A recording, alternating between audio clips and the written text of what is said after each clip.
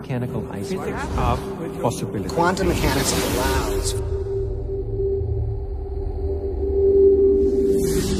a supreme mind. The brain is capable of millions of neural nets. Cascade of biochemical An emotional response. molecules. The brain does not know the difference between what it sees in its environment and what it remembers. We are running the holodeck. Whatever way we observe the world around us.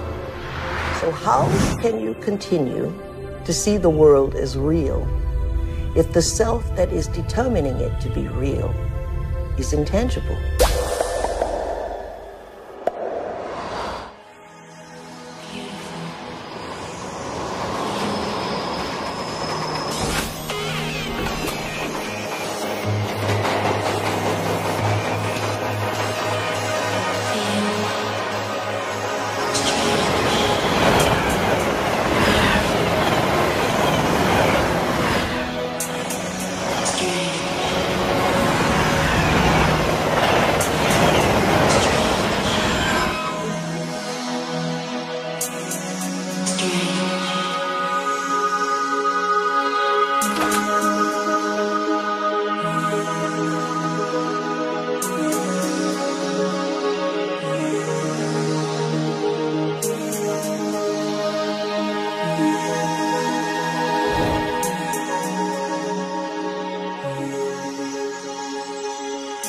Are all realities existing simultaneously?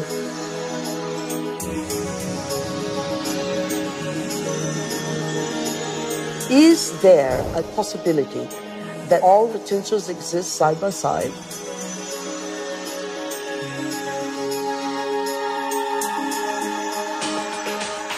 Have you ever seen yourself through the eyes of someone else that you have become?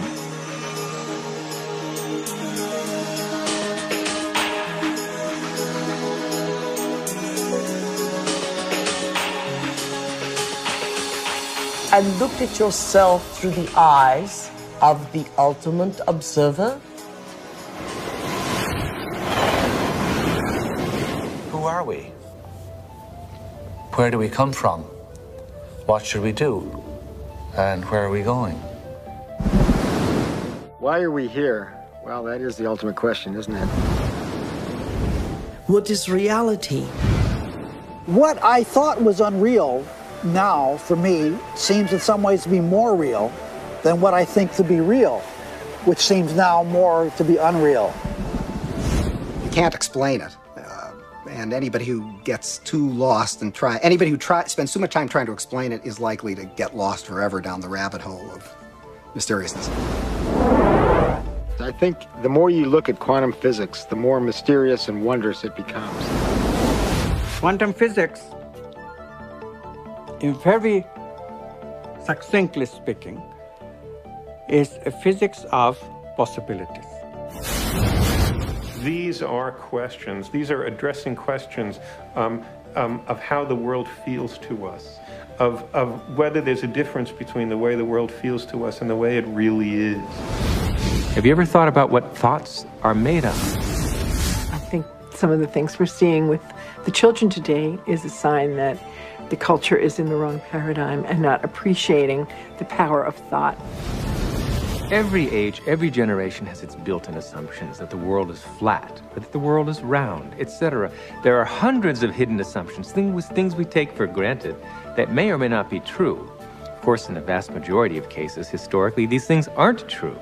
So presumably, if history is any guide, much about what we take for granted about the world simply isn't true. But we're locked into these precepts without even knowing it oftentimes. That's a paradox. Modern materialism strips people of the need to feel responsible. And often enough, so does religion. But I think if you take quantum mechanics seriously enough, it puts the responsibility squarely in your lap, and it doesn't give answers that are clear-cut and comforting. It says, yes, the world is a very big place, it's very mysterious, mechanism is not the answer, but I'm not going to tell you what the answer is. Because you're old enough to decide for yourself. Is everyone a mystery? Is everyone an enigma? They most certainly are. Asking yourself these deeper questions opens up new ways of being in the world. It brings in a breath of fresh air. It makes life more joyful. The real trick to life is not to be in the know, but be in the mystery.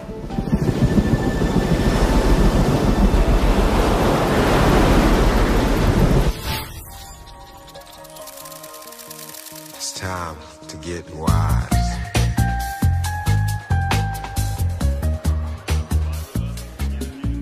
Why do we keep recreating the same reality? Why do we keep having the same relationships?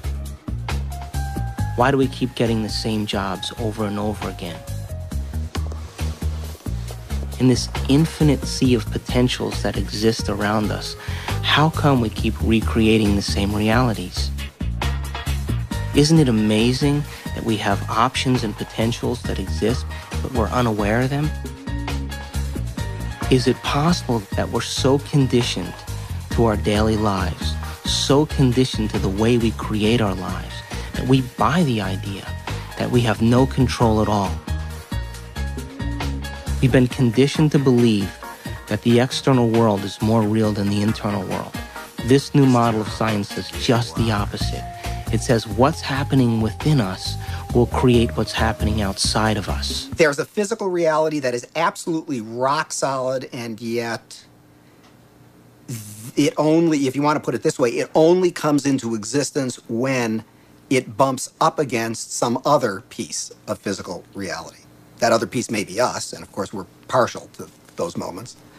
But it doesn't have to be either. It could be just some incidental rock comes flying along and interacts with this fuzzy mass of stuff, and sure enough, it provokes it into a particular state of existence. And there were philosophers in the past that said, look, if I kick a rock and I hurt my toe, that's real. I feel that, it feels real, it's vivid, and that means that it's reality. But it's still an experience, and it's still this person's perception of it being real. Scientific experiments have shown that if we take a person and hook their brains up to certain PET scans or computer technology and ask them to look at a certain object, and they watch certain areas of the brain light up, and then they've asked them to close their eyes and now imagine that same object. And when they imagine that same object, it produced the same areas of the brain to light up as if they were actually visually looking at it. So it caused scientists to back up and ask this question. So who sees then? Does the brain see? Or do the eyes see? And what is reality? Is reality what we're seeing with our brain? Or is reality what we're seeing with our eyes? And the truth is that the brain does not know the difference between what it sees in its environment and what it remembers, because the same specific neural nets are then firing. So then it asks the question, what is reality?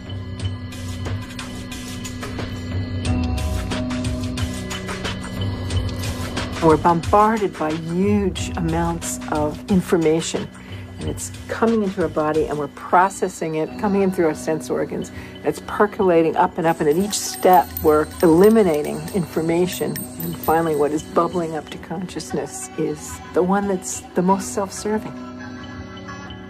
The brain processes 400 billion bits of information a second, but we're only aware of 2,000 of those. But our awareness of those 2,000 bits of information are just about the environment, our body, and about time.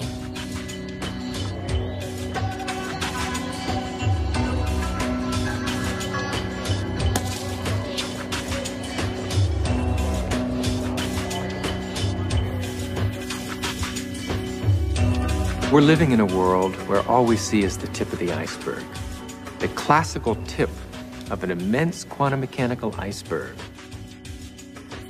Hey, wow! You got a lot of shots to develop? No. Oh, bummer. Well, I'll catch you later.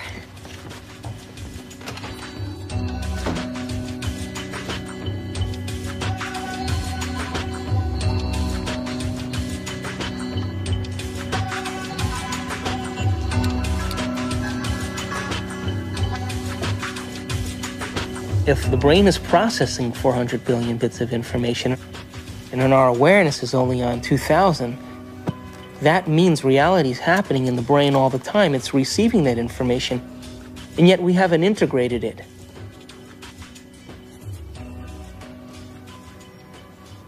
The eyes are like the lens, but the tape that's really seeing is the back of the brain. It's called the visual cortex. It's right back here. It's like this camera, and it's tape. Did you know that the brain imprints what it has the ability to see? Now, this is important. For example, this camera is seeing a lot more around me than what is here, because it has no objection and no judgment.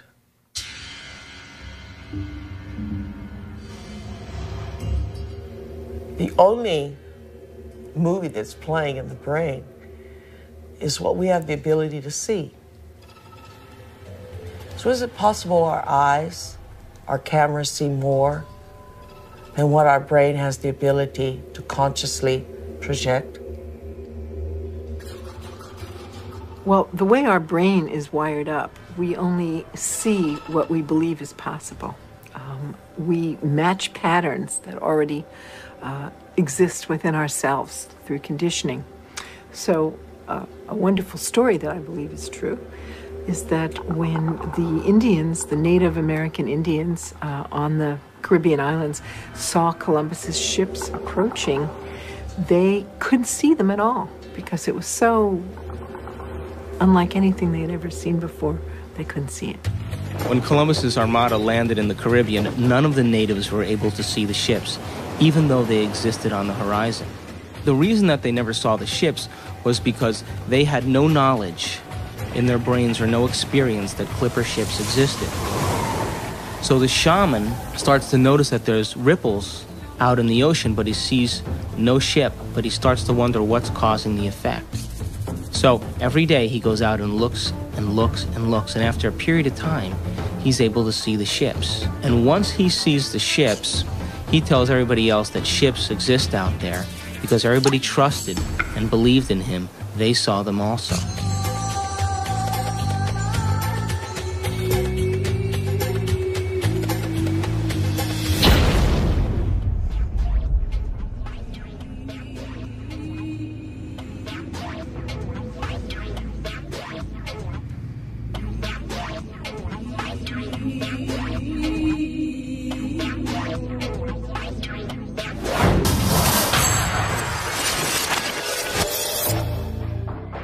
We create reality. We're reality-producing machines. We create the effects of reality all the time. We always perceive something after reflection in the mirror of memory.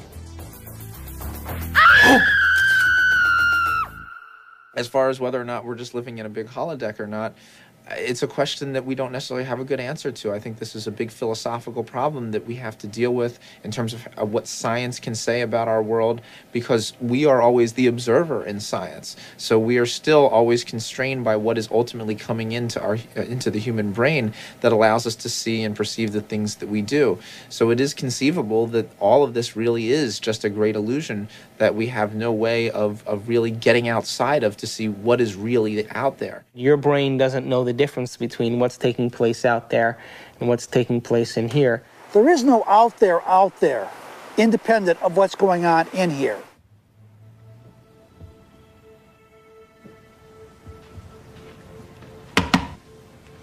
You okay? I heard you scream earlier. Was it another dream?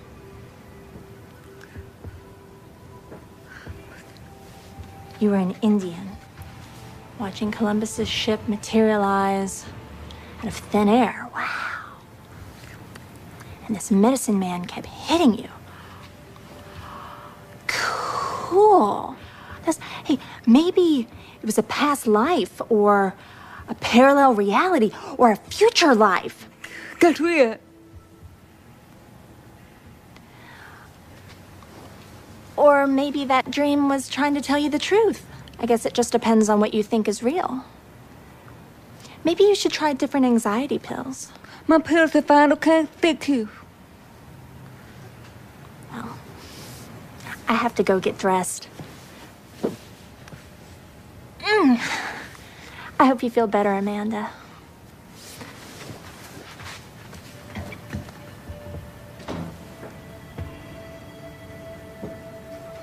God, Amanda, I could be such an asshole.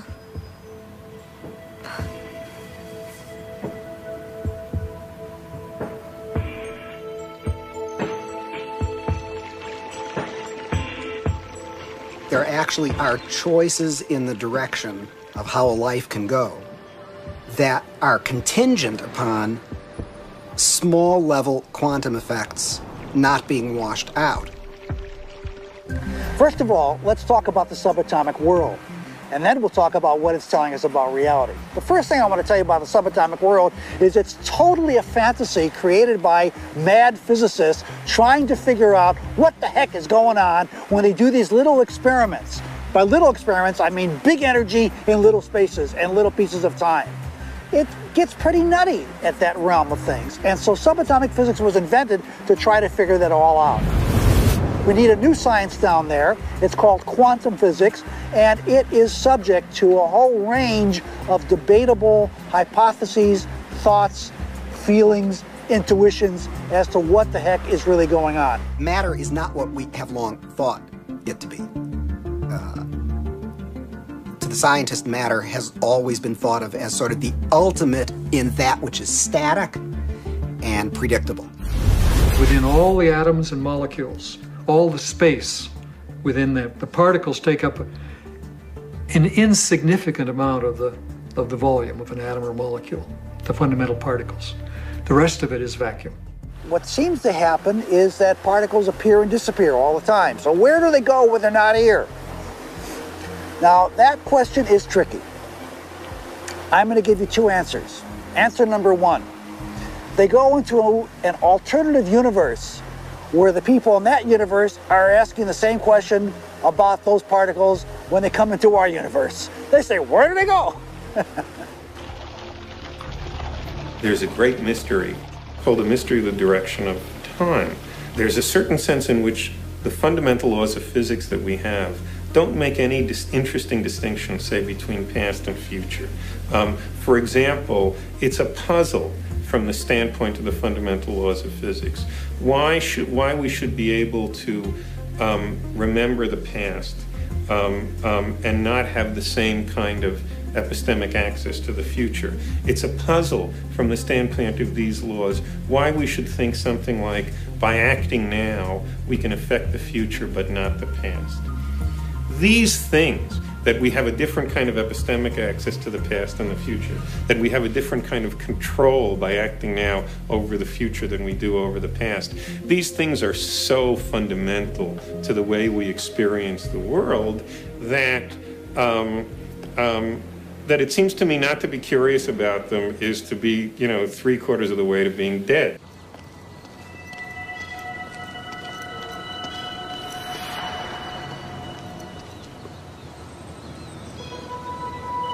Want to shoot some hoops?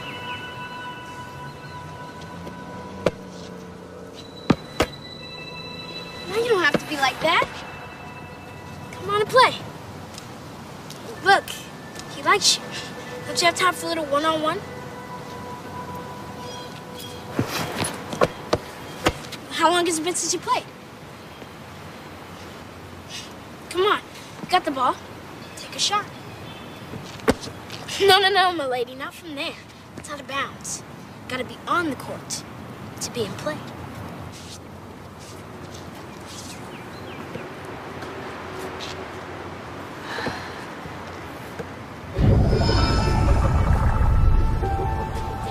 Welcome to Duke Reginald's court of unending possibilities.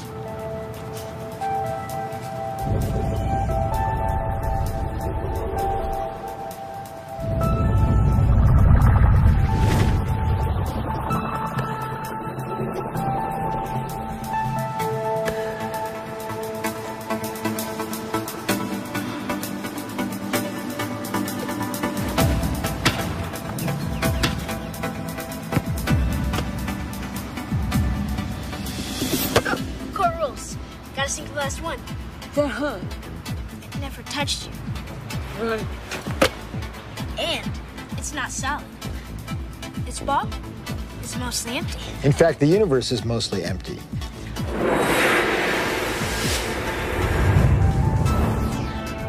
We like to think of space as empty and matter as solid. But in fact, there is essentially nothing to matter whatsoever. It's completely insubstantial. Take a look at an atom. We think of it as a kind of hard ball. Then we say, oh, well, no, not really. It's this little tiny point of really dense matter right at the center, surrounded by a kind of fluffy probability cloud of electrons popping in and out of existence. But then it turns out that that's not even right. Even the nucleus, which we think of as so dense, hops in and out of existence just as readily as the electrons do. The most solid thing you can say about all this insubstantial matter is that it's more like a thought. It's like a concentrated bit of information. What makes up things are not more things, but what makes up things are ideas, concepts, information. And like I said, it never touches.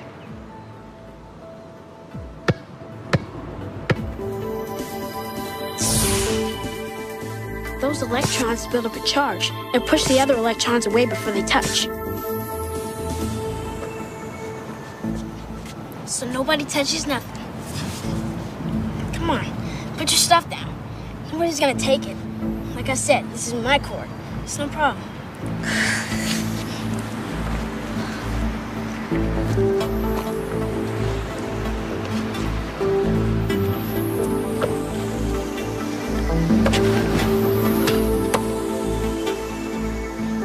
How long has it been? I'll be late. It's only in conscious experience that it seems that we move forward in time. In quantum theory, you can also go backwards in time. You can always go back in time.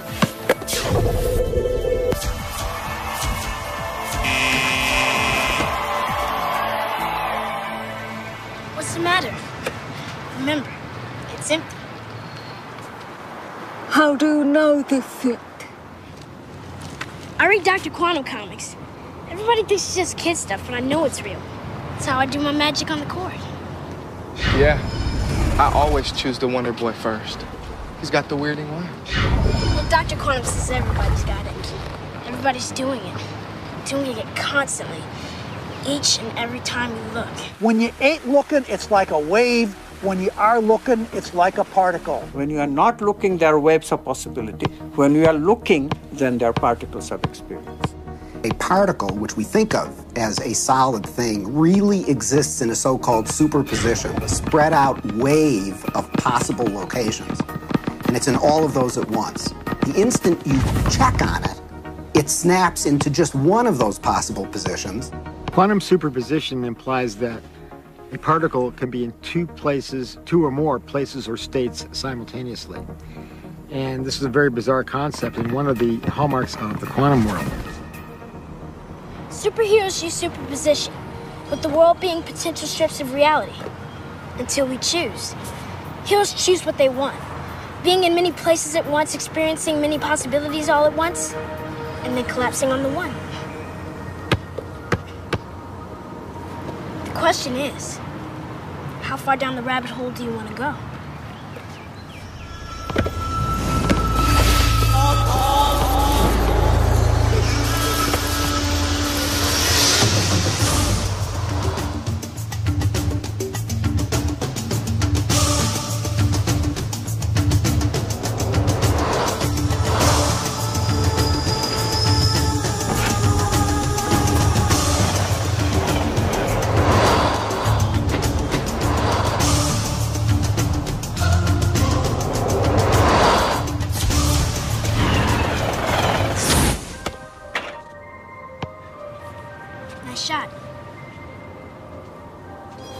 How can a system or an object be in two or more states at the same time? It's very easy. Instead of thinking of things as things, we all have a habit of thinking that everything around us is already a thing. existing without my input, without my choice. You have to banish that kind of thinking. Instead, you really have to recognize that even the material world around us, the chairs, the tables, the rooms, the carpet, camera included, all of these are nothing but possible movements of consciousness. And I'm choosing moment to moment out of those movements to bring my actual experience into manifestation.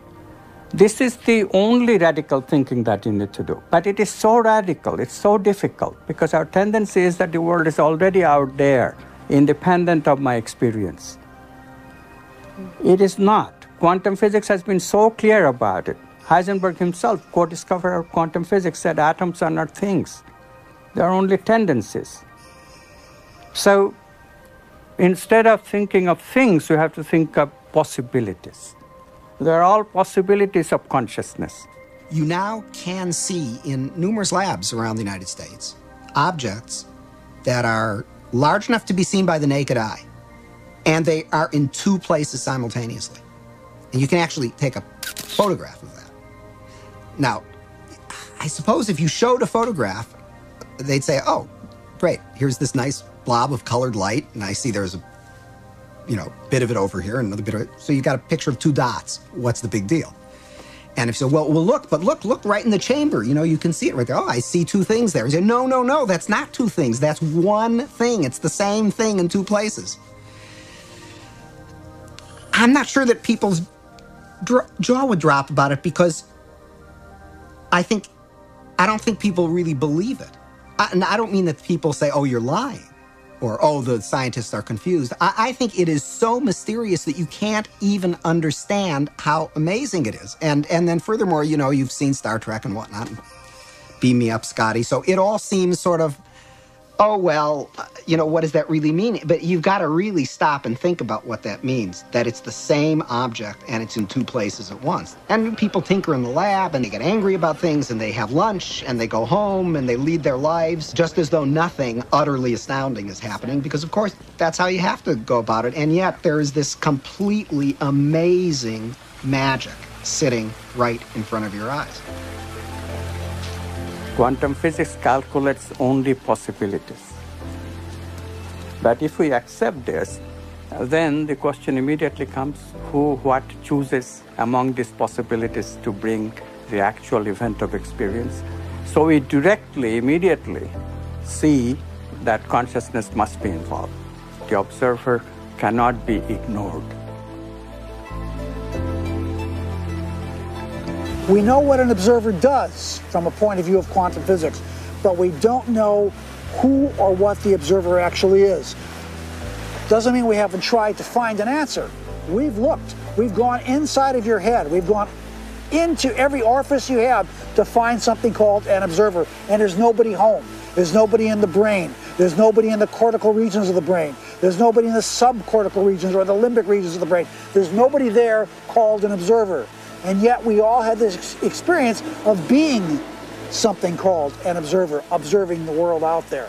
Is this the observer, and which is so intricate to understanding the wacky, weird world of quantum particles and how they react? Is this, then, the observer? In my modeling, the observer is the spirit inside the four-layered bio-body suit. And so it's like the ghost in the machine. It is the consciousness that's driving the vehicle. And it is observing the surround. The four layers of the bio-body suit have all kinds of sensory systems to pick up signatures from the surround.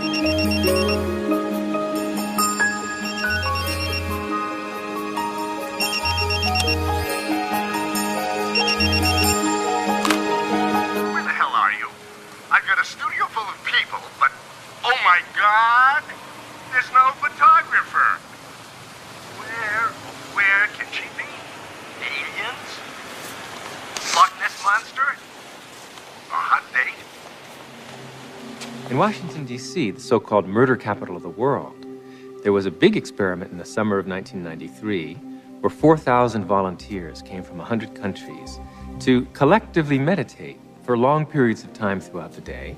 It was predicted in advance that with such a sized group, you would have a 25% drop in violent crime, as defined by the FBI, in Washington that summer. Well, the chief of police went on television saying that, look, it's going to take 2 feet of snow to reduce crime by 25% in Washington, D.C. this summer.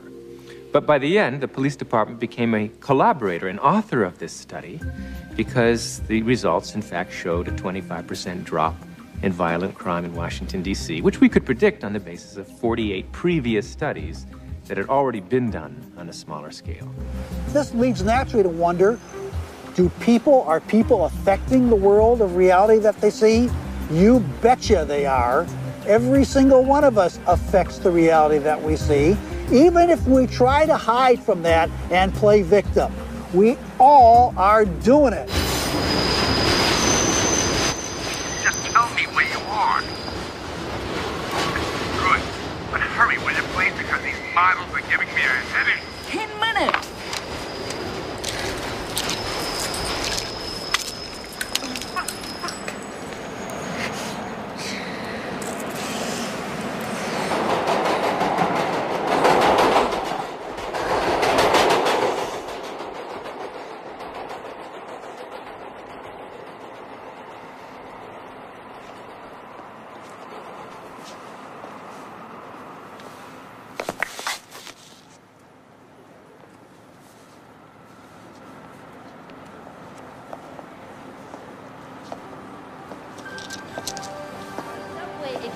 Comes to us from Japan and Mr. Masuro Emoto. Mr. Emoto became terribly interested in the molecular structure of water and what affects it. Now, water is the most receptive of the 4 elements. Mr. Emoto thought perhaps it would respond to non-physical events. So he set up a series of studies, applied mental stimuli, and photographed it with a dark field microscope. This first picture is a picture of water from the Fujiwara Dam. And this picture is the same water after receiving a blessing from a Zen Buddhist monk. Now, in this next series of pictures, Mr. Emoto printed out words, taped them to bottles of distilled water, and left them out overnight. This first photograph is a picture of the pure distilled water, just the essence of itself. These subsequent photographs, as you can see, are each different. This is the chi of love. And we move along here to thank you. And you can see where he taped that to this bottle here. But if you read Japanese, you already knew that. Now, Mr. Emoto speaks of the thought or intent being the driving force in all of this. The science of how that actually affects the molecules is unknown, except to the water molecules, of course. And it's really fascinating when you keep in mind that 90% of our bodies are water.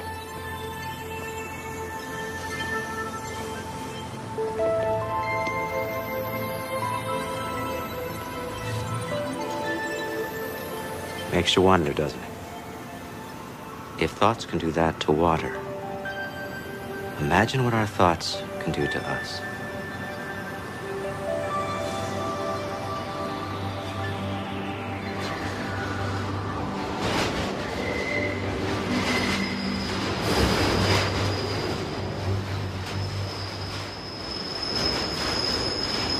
Absolutely. Thought alone can completely change the body. Most people don't affect reality in a consistent, substantial way because they don't believe they can.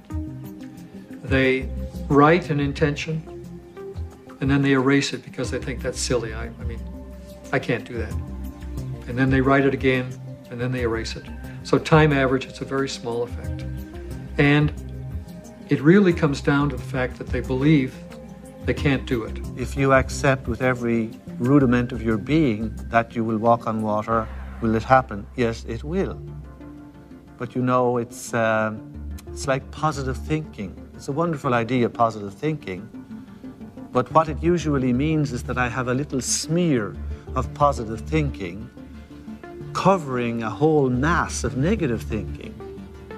So thinking positive is not really thinking positive. It's just disguising the negative thinking that we have. When we think of things, then we make the reality more concrete than it is. And that's where we become stuck.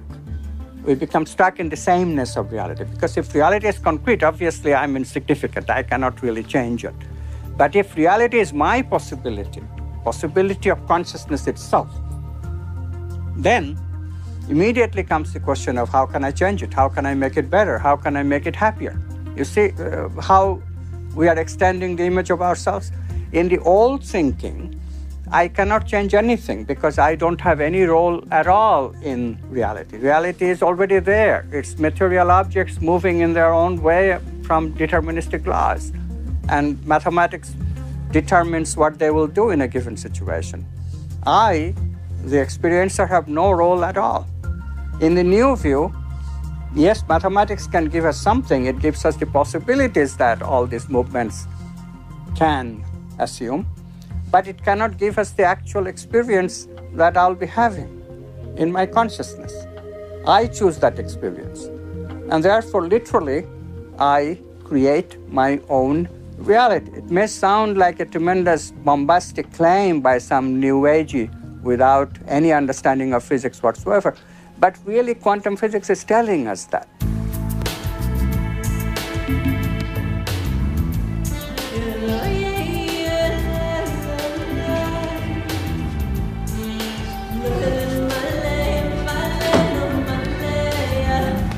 Hey, how was the shoot?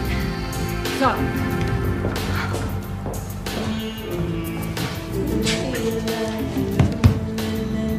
Your boss called. He's worried about you.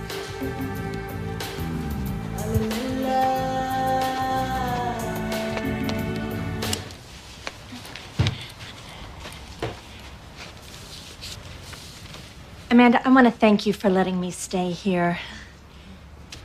I know I'm a bit much sometimes and that it's been tough after Bob and all.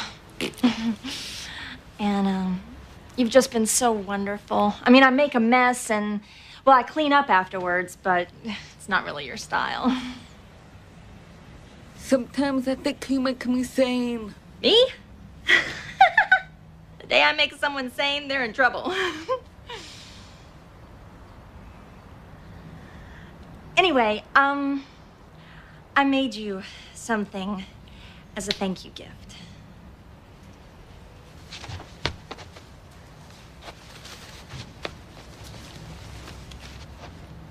Open it.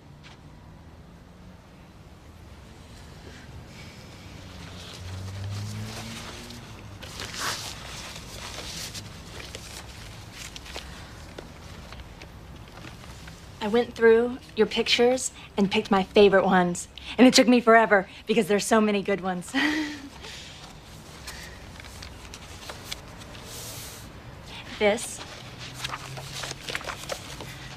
That's for all the wonderful photos you will be taking.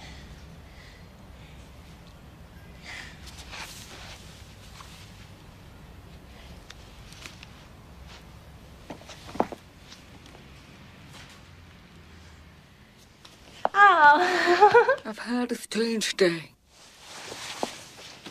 Thank you.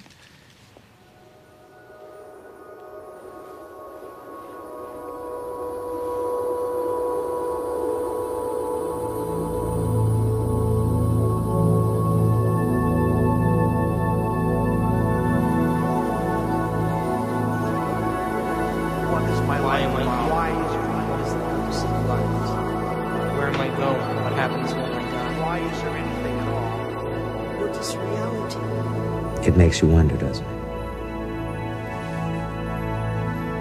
If thoughts can do that to water, imagine what our thoughts can do to us. Reality ultimately comes down to our experience. Have you ever thought about what thoughts are made of? Is there a substance of thought? I guess it just depends on what you think is real. The world being possible timelines of reality. Until we choose.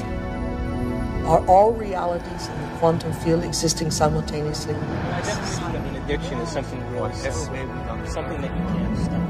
There literally are different worlds in which we live. There's the macroscopic world that we see. There's the world of our cells. There's the world of our atoms. There's the world of our nuclei. These are each totally different worlds. They have their own language. They have their own mathematics. They're not just smaller.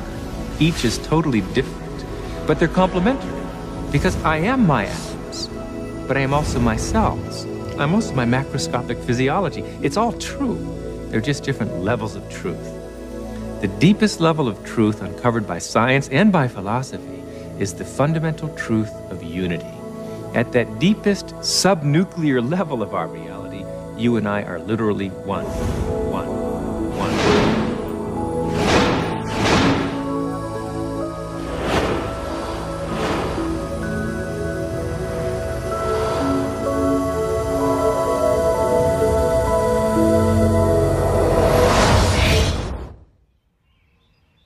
I wake up in the morning and I consciously create my day the way I want it to happen.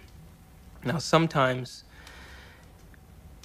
because my mind is examining all the things that I need to get done, it takes me a little bit to settle down and get to the point of where I'm actually intentionally creating my day. But here's the thing, when I create my day, and out of nowhere, little things happen that are so unexplainable, I know that they are the process or the result of my creation. And the more I do that, the more I build a neural net in my brain that I accept that that's possible. It gives me the power and the incentive to do it the next day. In addiction, we have a supreme, beautiful opportunity to decipher the difference between our intangibility of our nobleness of character and the day-to-day business of how that character is revealed in a three-dimensional world through our bodies.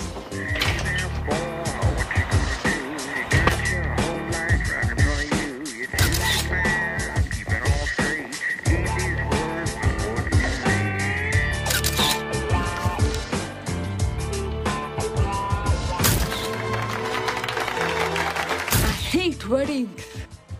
And what we will learn is that addiction is the feeling of a chemical rush that is cascaded through the bodies through a whole assortment of glands and ductless glands and through the spinal fluid, a feeling that some would call a sexual fantasy.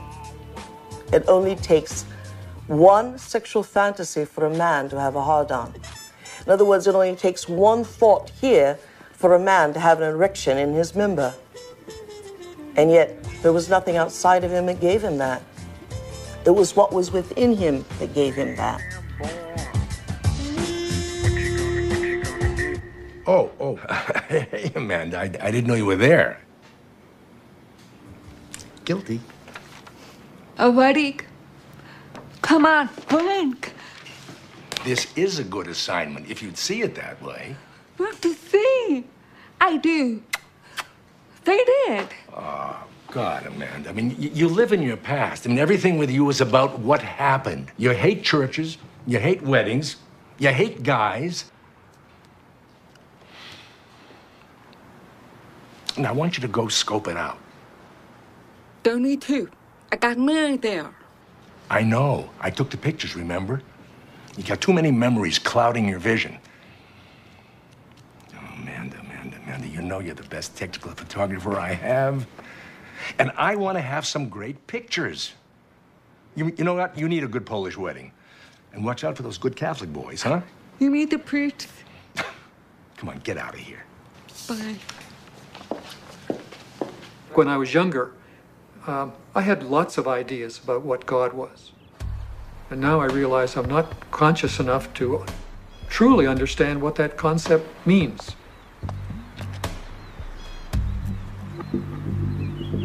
That I am at one with the great being that made me and brought me here and that formed the galaxies and the universes, etc.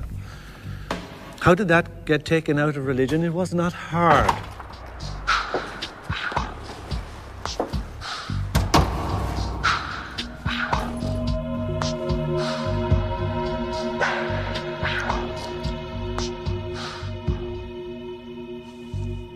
Most of the problems that religion and the various philosophical movements down through the centuries have produced have been errors because that's where they started.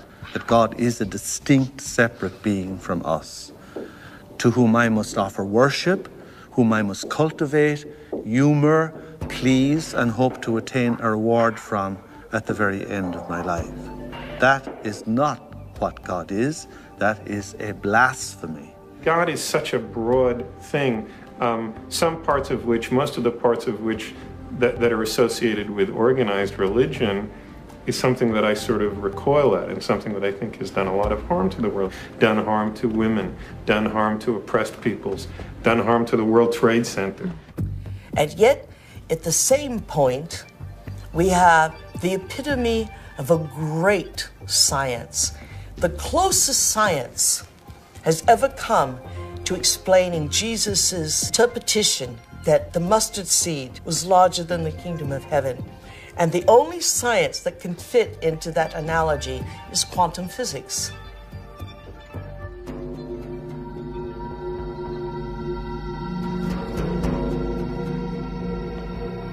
Now, we have great technology, from anti-gravity magnets and magnetic fields of zero-point energy. We have all that, and we still have this ugly, superstitious, backwater concept of God.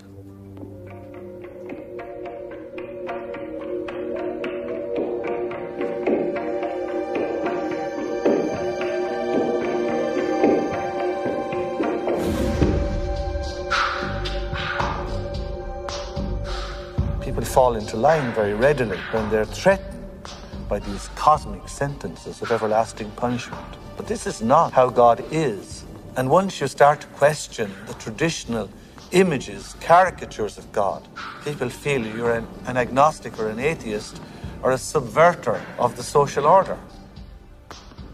God must be greater than the greatest of human weaknesses, and indeed, the greatness of human skill, that God must even transcend, are most remarkable to emulate nature in its absolute splendor. How can any man or woman sin against such a greatness of mind? How can any one little carbon unit on Earth, in the backwaters of, indeed, the Milky Way, the boondocks, betray God Almighty? That is impossible. The height of arrogance is the height of control of those who create God in their own image.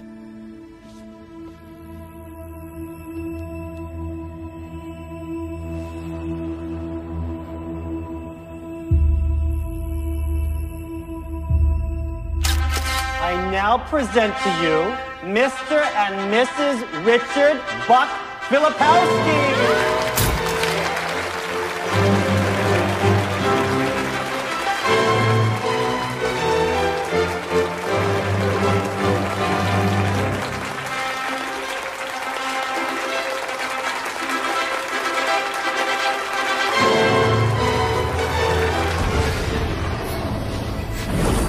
Brain, when it fires its thoughts, is likened unto the landscape of a thundercloud. And the synaptic cleft is the sky between the storm and the earth receptor site.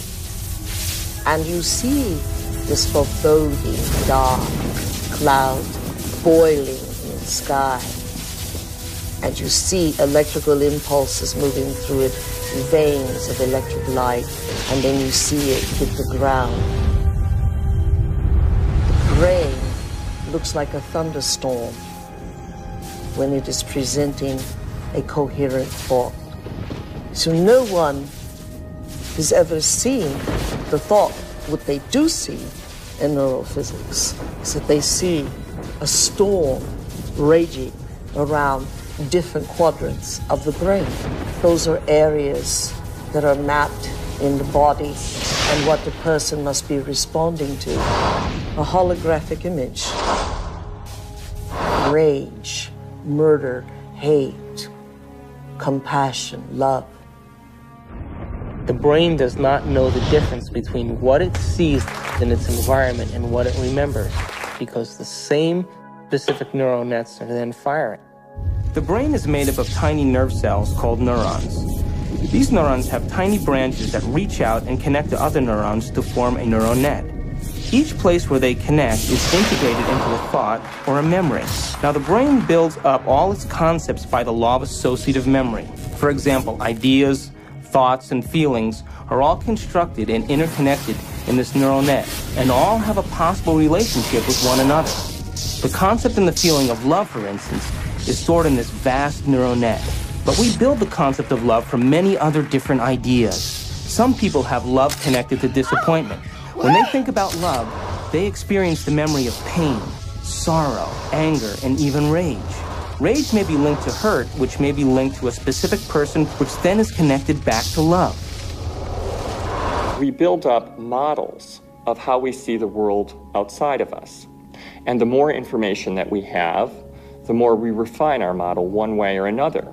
And what we ultimately do is tell ourselves a story about what the outside world is.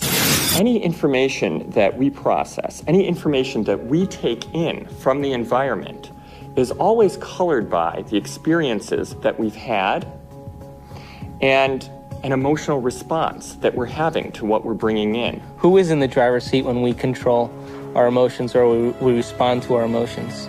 We know physiologically that nerve cells that fire together wire together. If you practice something over and over again, those nerve cells have a long-term relationship. If you get angry on a daily basis, if you get frustrated on a daily basis, if you suffer on a daily basis, if you give reasons for the victimization in your life, you're rewiring and reintegrating that neural net on a daily basis, and that neural net now has a long-term relationship with all those other nerve cells called an identity. We also know that nerve cells that don't fire together no longer wire together. They lose their long-term relationship because every time we interrupt the thought process that produces a chemical response in the body, every time we interrupt it, those nerve cells that are connected to each other start breaking the long-term relationship. When we start interrupting and observing, not by stimulus and response and that automatic reaction, but by observing the effects it takes, then we are no longer the body, mind, conscious, emotional person that's responding to its environment as if it is automatic.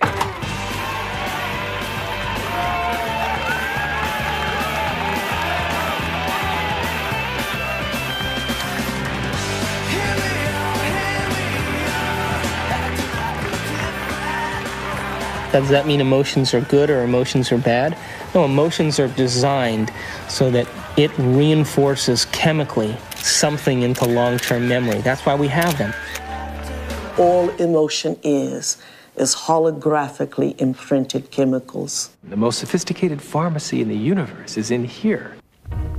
There's a part of the brain called the hypothalamus. And the hypothalamus is like a little mini factory, and it is a place that assembles certain chemicals that match certain emotions that we experience. Those particular chemicals are called peptides. They're small chain amino acid sequences. The body's basically a carbon unit that makes about 20 different amino acids all together to formulate its physical structure. The body is a protein-producing machine. In the hypothalamus, we take small chain proteins called peptides, and we assemble them into certain neuropeptides or neurohormones that match the emotional states that we experience on a daily basis. So there's chemicals for anger, and there's chemicals for sadness, and there's chemicals for victimization.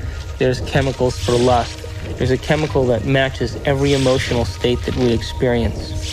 And the moment that we experience that emotional state in our body or in our brain, that hypothalamus will immediately assemble the peptide that then releases it through the pituitary into the bloodstream. The moment it makes it into the bloodstream, it finds its way to different centers or different parts of the body. Now, every single cell in the body has these receptors on the outside. And one cell can have thousands of receptors studying its surface, kind of opening up to the outside world. And when a peptide docks on a cell, it literally, like a key going into a lock, sits on the receptor surface and attaches to it and kind of moves the receptor, and kind of like a doorbell buzzing, sends a signal into the cell. It's party time!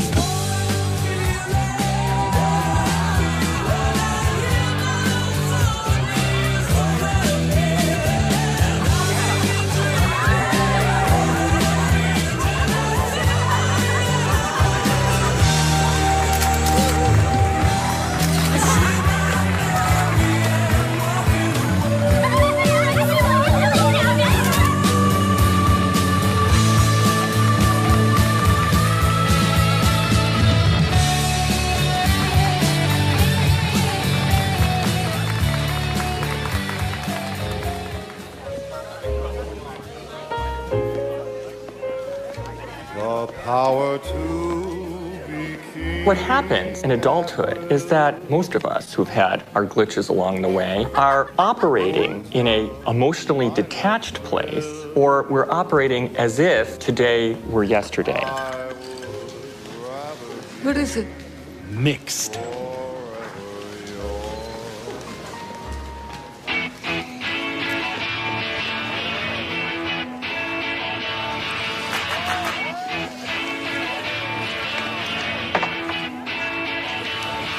In either the disconnected place or the overly emotional reactive place, because they've gone to an earlier time in reality, the person is not operating as an integrated whole.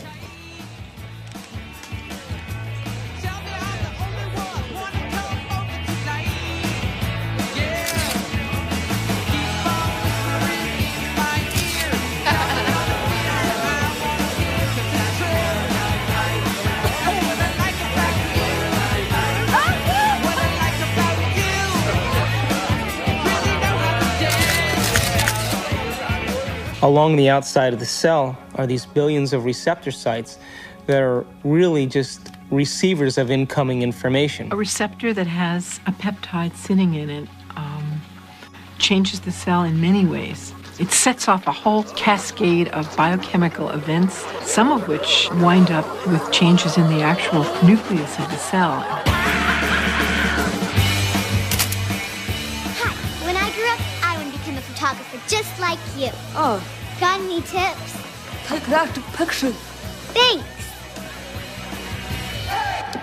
Each cell is definitely alive, and each cell has a consciousness, particularly if we define consciousness as the point of view of an observer. There is always the perspective of the cell. A few years later! That was me. That was small.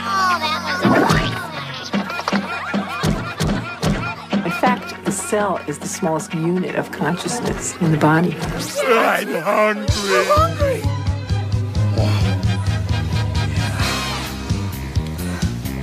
Oh, yeah! We've commandeered an entire serving planet!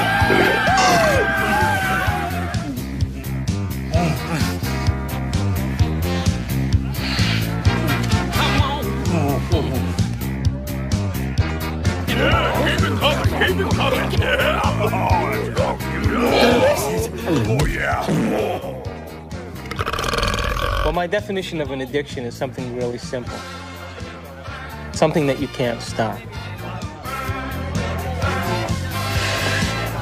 Oh, make me suffer, please. You wanna hurt?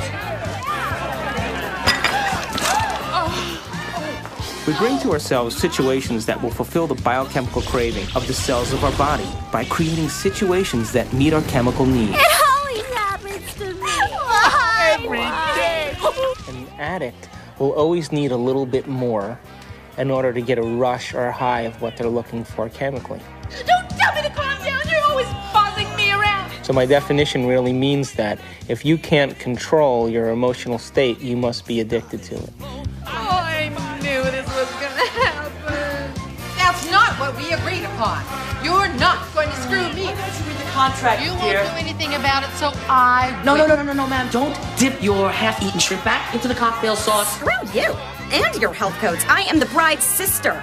I'll stick my ass in the cocktail sauce if I damn well please. Come on. I want you to get out there and serve and make sure everybody has a full glass.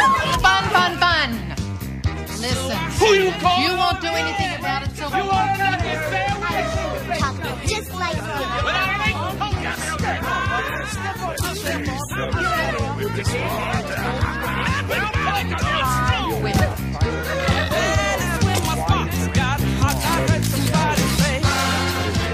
What is reality? What is the real reality?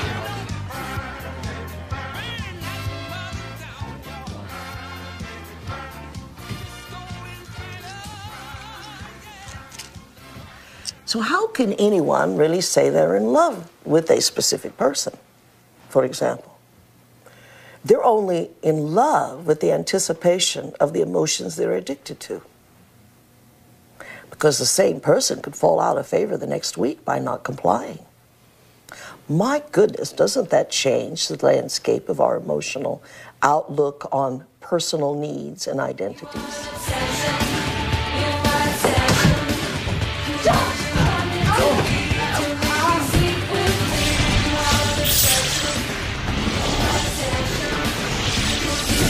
Oh, yeah. Come here.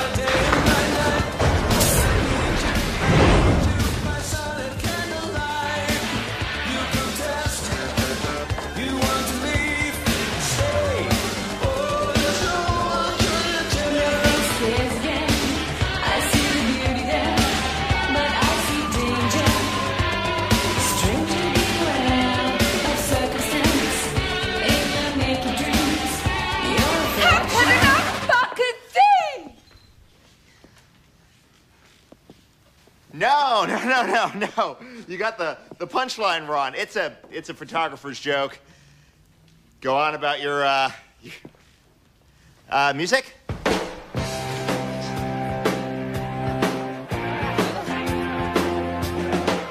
Are you okay? Right, and I'm done. That couldn't fucking some good. When? Just now. I was with the groom. Hey, I could read it. I'm sorry. I was with the groom just now. Yeah, he loves Paulette. Where?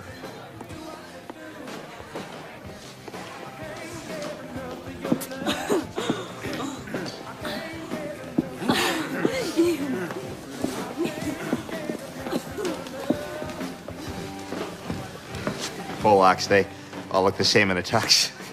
You're not Polish. Hi. Thanks. Here. This will help.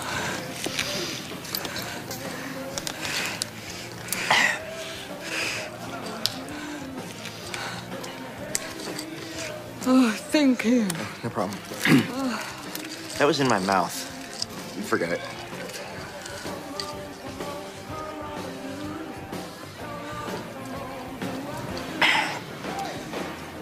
So, what's your name?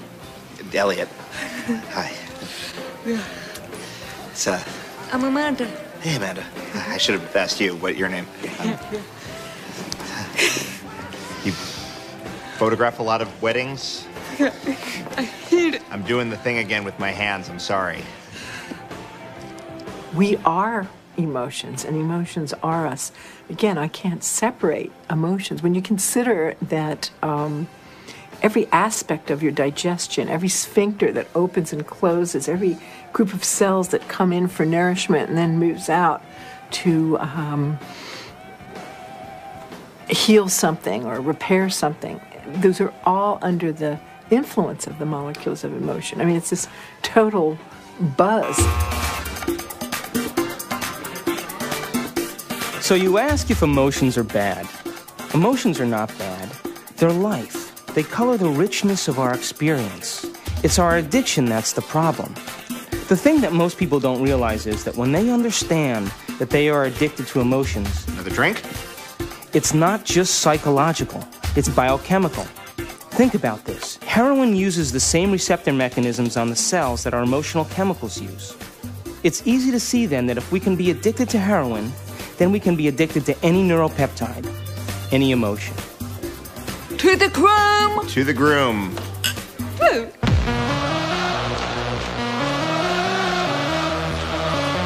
What's up, guys? What's up, man? Hello. What do we need? Some boxes. Put out! Yeah, baby!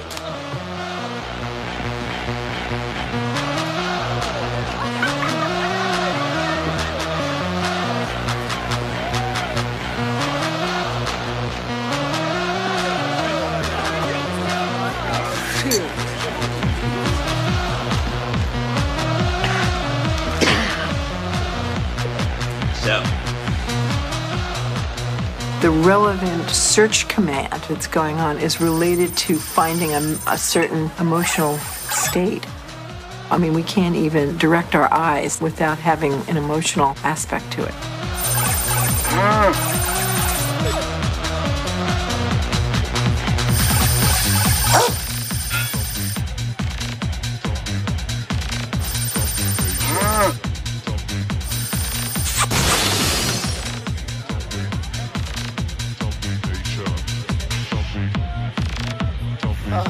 Oh, gosh.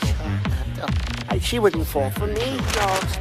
Oh, mama! Woo! What the hell are you waiting for? Oh, God. Come on, you little pussies! Jeez, I can't believe you guys! What are you? Ooh, come on, just get the hell out of the way! Hi there, honey! Come on, baby, you know you want it. Oh, don't give me that look.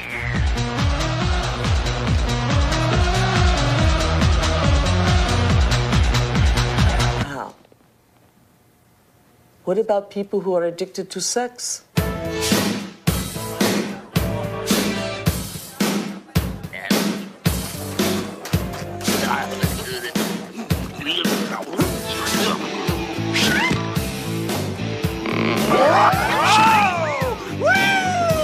Hello there, big boy. Is there a rocket in your pocket, or are you just happy to see me?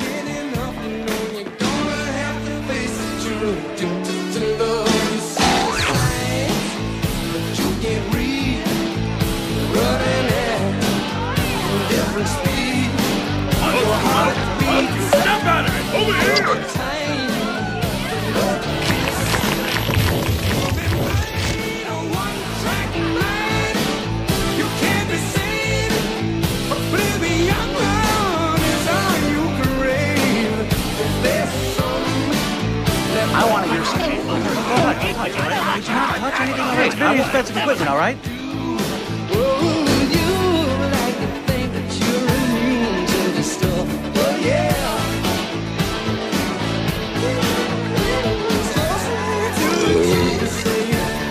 Some polka music, okay? These people want to hear some polka music. You can't have a Polish wedding without polka music!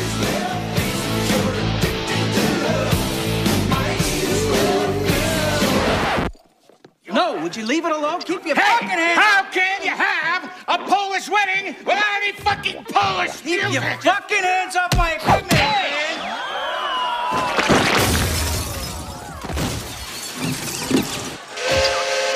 Like I said before, it ain't a Polish wedding without a polka!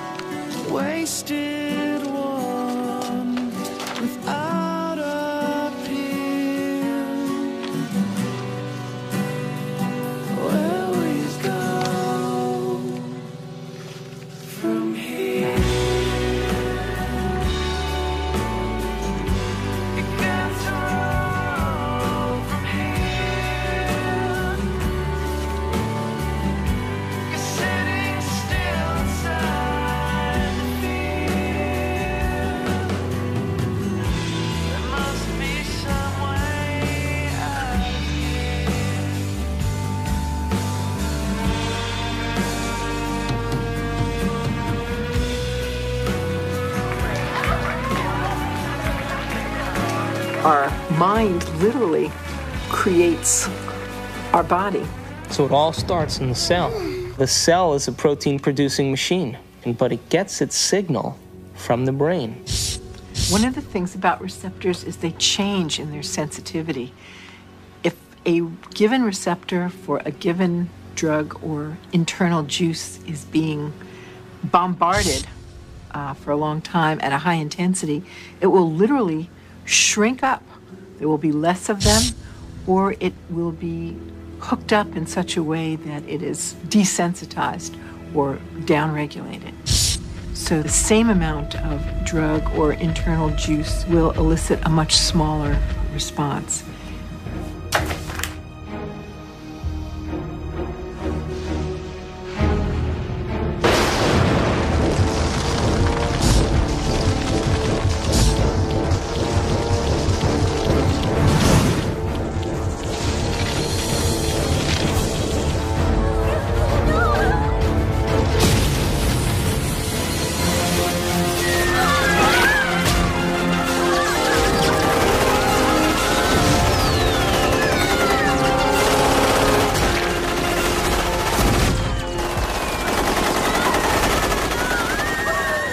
if we're bombarding the cell with the same attitude and the same chemistry over and over again on a daily basis, when that cell finally decides to divide, when it produces a sister cell or a daughter cell, that next cell will have more receptor sites for those particular emotional neuropeptides and less receptor sites for vitamins, minerals, nutrients, fluid exchange, or even the release of waste products or toxins. Now, all aging is a result of improper protein production. What happens when we age? Our skin loses elasticity. Well, elastin is a protein. What happens to our enzymes? We don't digest as well. What happens to our synovial fluid? Those are proteins. They become brittle and stiff. What happens to our bones? They become thin. So all aging is a result of improper protein production. So then the question arises, does it really matter what we eat? And does nutrition really have an effect if the cell doesn't even have the receptor sites after 20 years of emotional abuse to even receive or to let in the nutrients that are necessary for its health?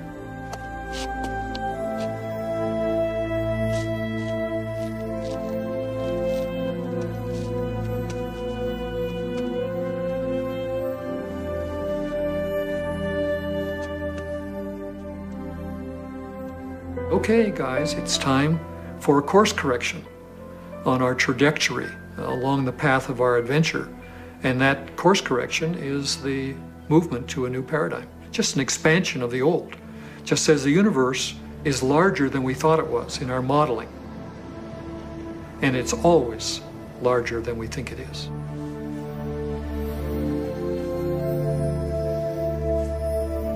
I hate you.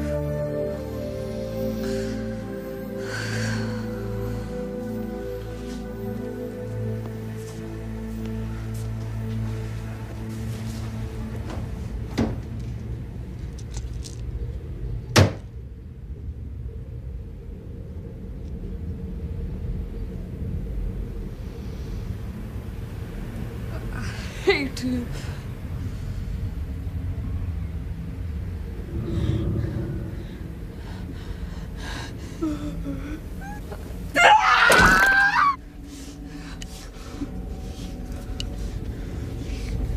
You idiot! You suck! Look at you! You fat! You're ugly! You're wood! Nothing! You get it all! I hate you!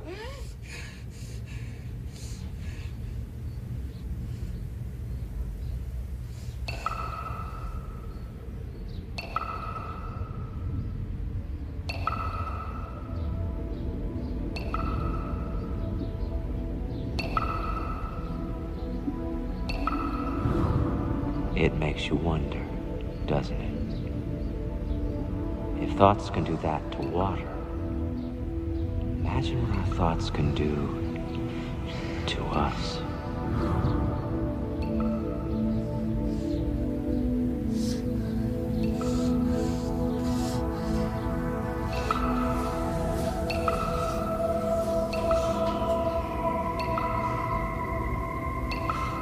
No one has ever came along and ever given you sufficient, intelligent knowledge about your beautiful self, how you work from the inside out.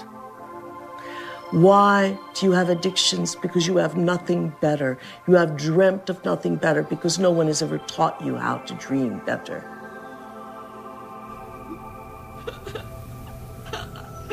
Do I think that you are bad?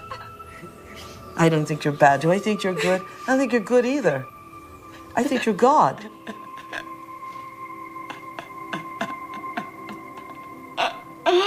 In general, the field of psychiatry really doesn't allow for enough freedom of action on people's part, meaning an awful lot of problems, not all of them to be sure, but an awful lot of problems that get labeled as psychological problems really amount to people making rotten choices. And they ought to be instructed to make different ones. Can I? Wow.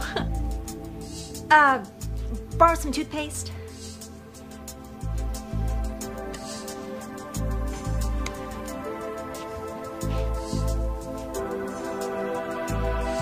Thanks!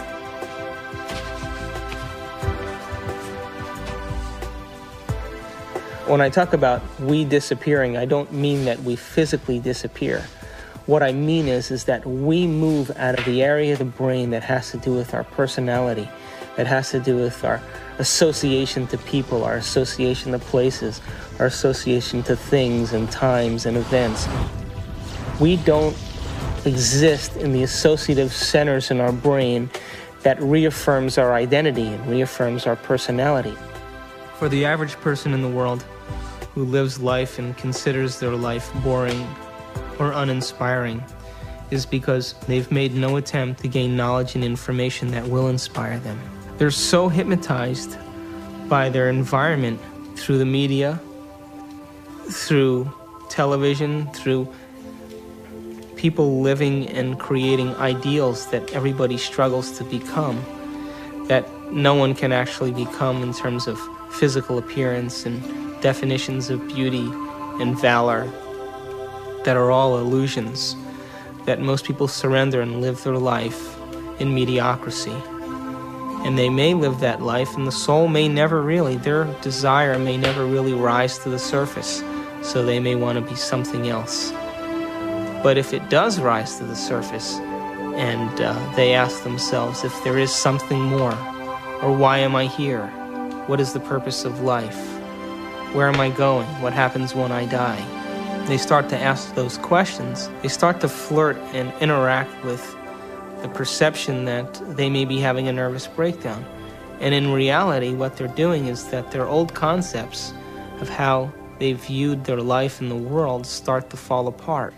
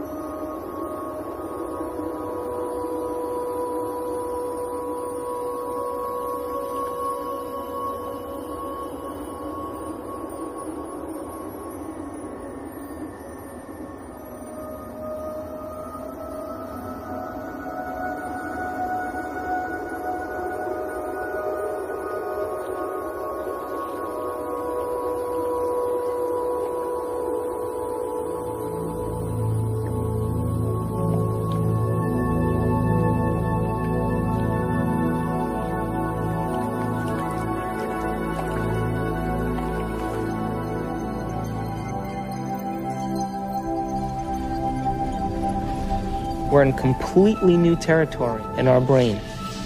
And because we're in completely new territory, we're rewiring the brain, literally reconnecting to a new concept. Then ultimately, it changes us from the inside out.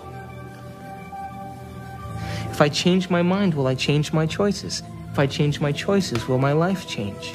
Why can't I change? What am I addicted to? What will I lose that I'm chemically attached to? And what person, place, thing, time, or event that I'm chemically attached to that I don't want to lose because I may have to experience the chemical withdrawal from that? Hence the human drama.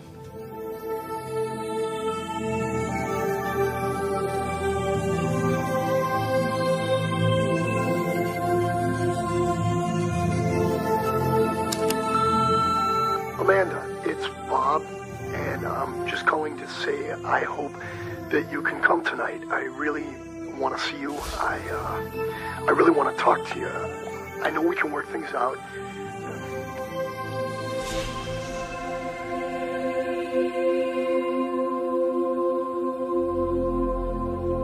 It's the only planet in the Milky Way that has habitation that is steeped in enormous subjugation of religion. You know why that is? Is because people have set up right and wrong. If I do this, I'm going to get punished by God. If I do the other thing, I'm going to get rewarded.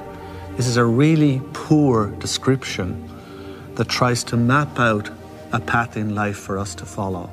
but with deplorable results, because there really is no such thing as good or bad. We're judging things far too superficially that way. Does that mean you're in favor of sin and licentiousness and depravity? No. It simply means that you need to improve your expression and understanding of what you're dealing with here. There are things that I do, and I know they'll evolve me. There are other things that will not evolve me. But it's not good or bad. And there's no God waiting to punish you because you did one or the other. There is no God condemning people. Everyone is God's. At the same time, God is this sort of placeholder name for those parts of our experience of the world which are somehow transcendent, somehow sublime. I have no idea what God is. And yet I have an experience that God is. There is something very real about this presence called God. Although I have no idea how to define God, to see God as a person or a thing, I can't seem to do it. It's kind of like asking a human being to explain what God is similar to asking a fish to explain the water in which the fish swims.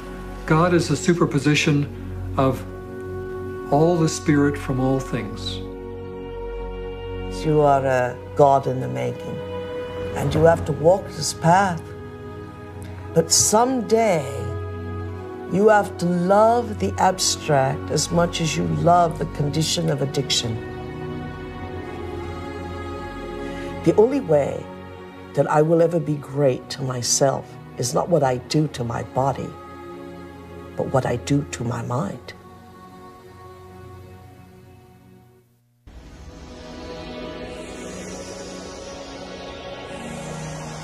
So if we're consciously designing our destiny, and if we're consciously, from a spiritual standpoint, throwing in with the idea that our thoughts can affect our reality or affect our life, because reality equals life, then I have this little pact that I have when I create my day. I say I'm taking this time to create my day, and I'm infecting the quantum field. Now, if is in fact the observers watching me the whole time that I'm doing this, and there is a spiritual aspect to myself, then show me a sign today that you paid attention to any one of these things that I created, and bring them in a way that I won't expect.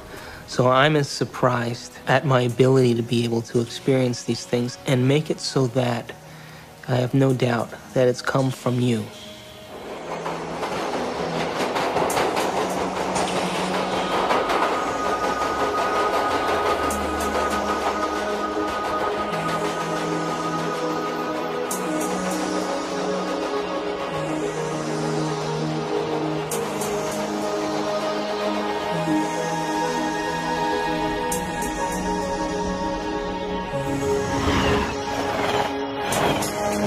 So the brain is capable of millions of different things that people just really should learn, that how incredible they actually are and how incredible their minds actually are.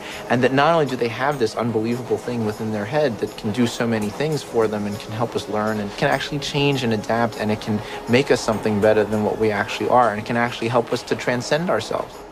That there may be some way that it can actually take us to a higher level of our existence, where we can actually understand the world in a deeper way, where we can understand our relationship to things and people in a deeper way, and we can ultimately make more meaning for ourselves in our world. We can show that there's a spiritual part of our brain, but it's a part that we all can have access to, and it's something that we can all do.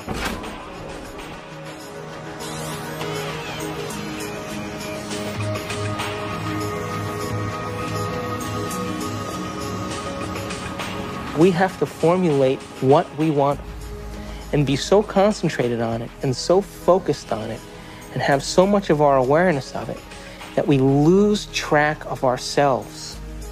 We lose track of time. We lose track of our identity.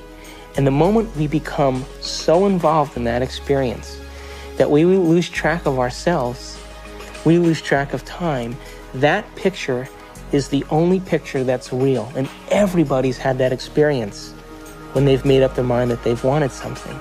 That's quantum physics in action. That's manifesting reality.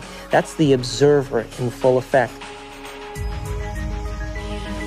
Your consciousness influences others around you. It influences material properties. It influences your future. You are co-creating your future.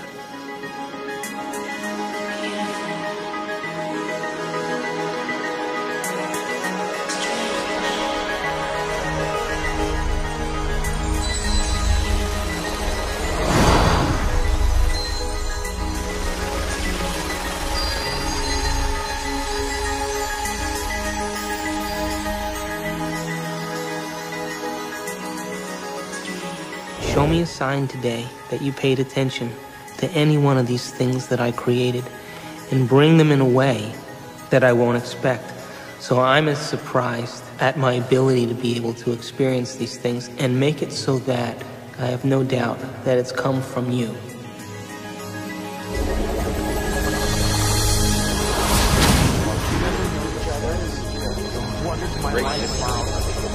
Consciousness is related to something fundamental.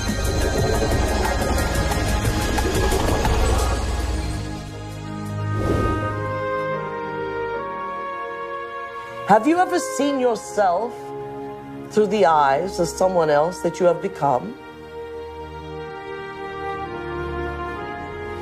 What an initiation.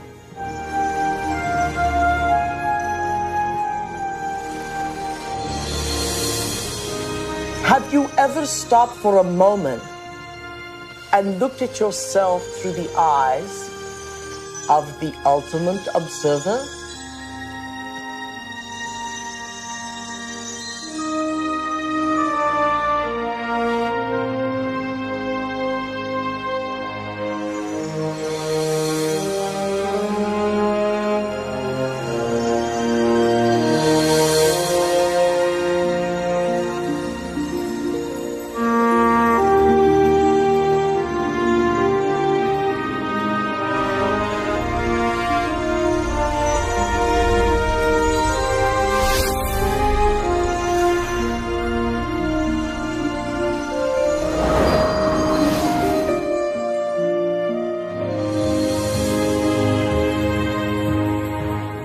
I am much more than I think I am. I can be much more even than that. I can influence my environment with people. I can influence space itself. I can influence the future. I am responsible for all those things. I and the surround are not separate. They're part of one. I'm connected to it all. I'm not alone.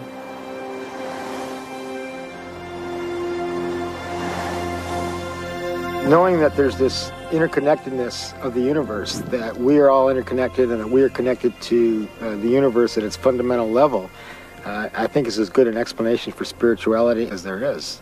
It is my belief that our purpose here is to develop our gifts of intentionality and learn how to be effective creators. We are here to be creators. We are here to infiltrate space with ideas and mansions of thought. We are here to make something of this life. To acknowledge the quantum self, to acknowledge the place where we really have choice, to acknowledge mind. When that shift of perspective takes place, we say that somebody has been enlightened.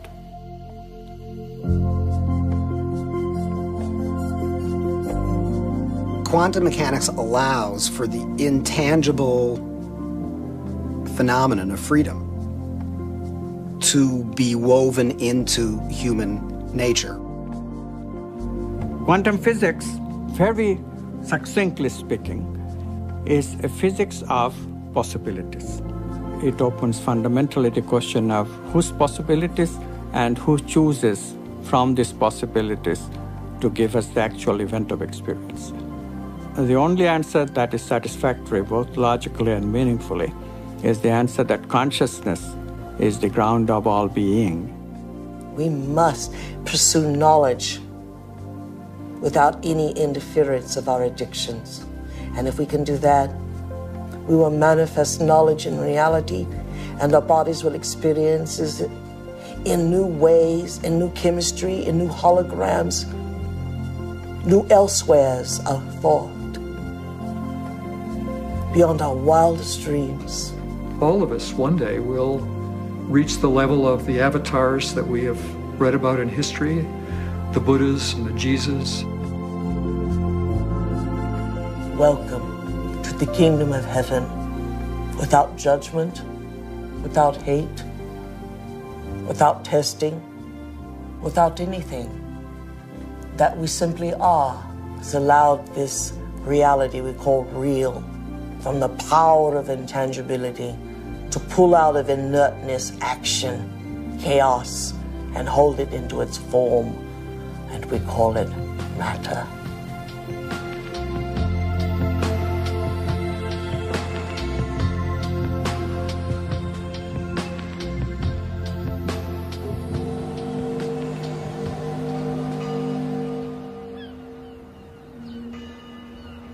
How can we measure the effects?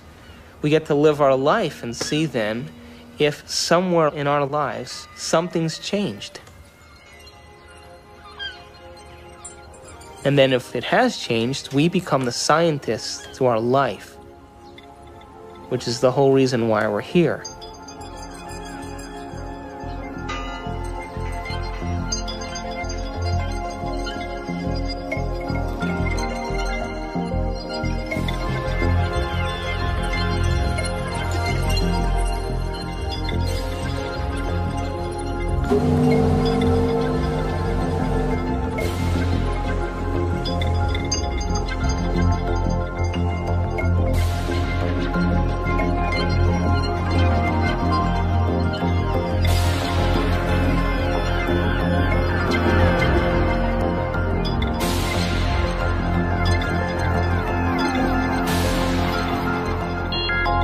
Don't just take it at face value.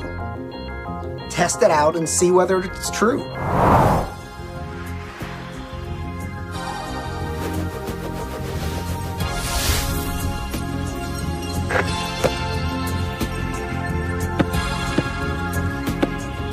Hey, you're back. I'm back. So you never answered my question. What question? How far down the rabbit hole do you want to go?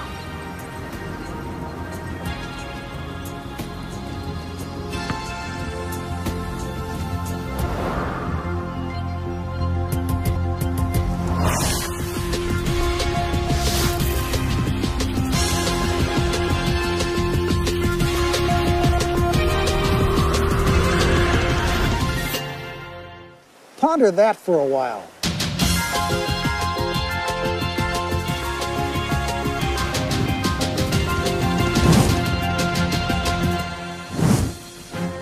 My name's David Albert. I got a PhD in theoretical physics.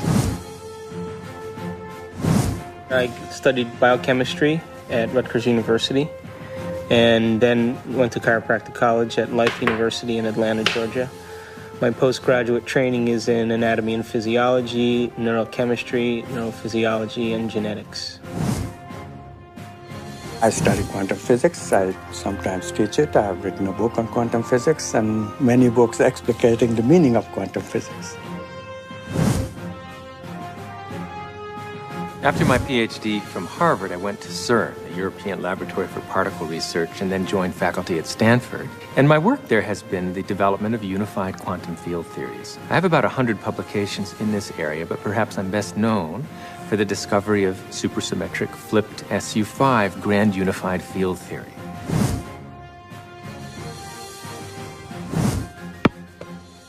I make my living as an anesthesiologist, and every day as I put my patients to sleep, I kind of wonder where they go and why they're there in the first place. And that's one of the reasons that attracted me to anesthesia and the study of consciousness.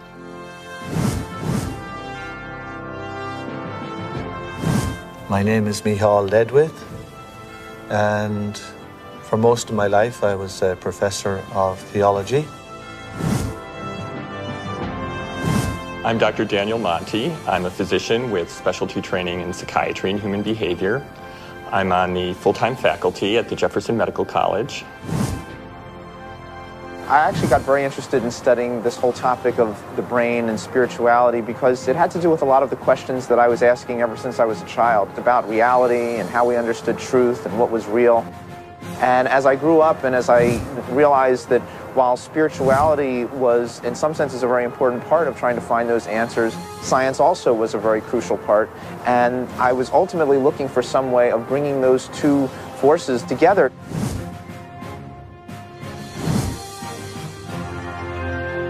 Well, my name is Candace Pert, and I'm a professor at Georgetown in the medical school.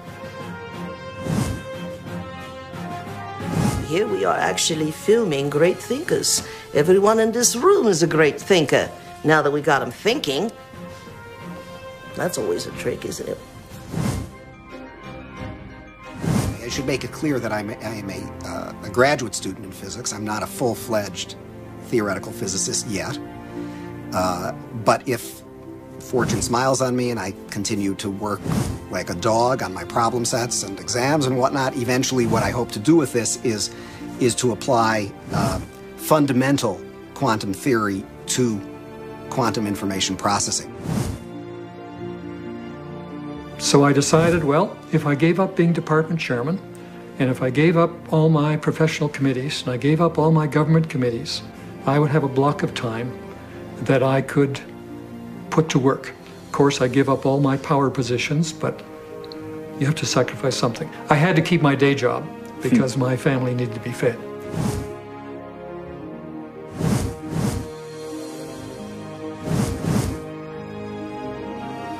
I presume that you're asking me how scientists can sound this wacko because I must be sounding wacko. It's really an interesting question. If you study science long enough, and seriously enough, and dig deeply enough, if you don't come out feeling wacko about it, you haven't understood a thing.